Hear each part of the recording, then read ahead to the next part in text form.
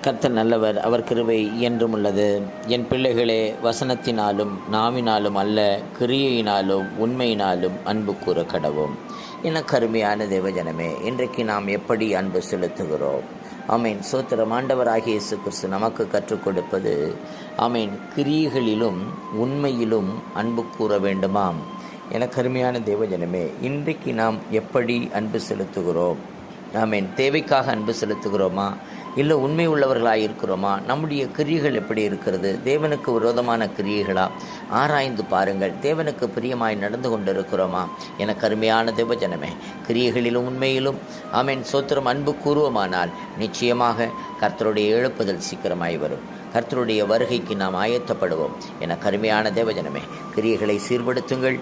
ஆமீன். அன்பு கூறுங்கள். அது உண்மையாயிருக்கட்டும். மாயாச்சாலம் வேண்டாம். மாயமான அன்பு நமக்கு வேண்டாம். கர்த்தருக்கு ஒப்புக் கொடுங்கள். ஆமீன். God plus.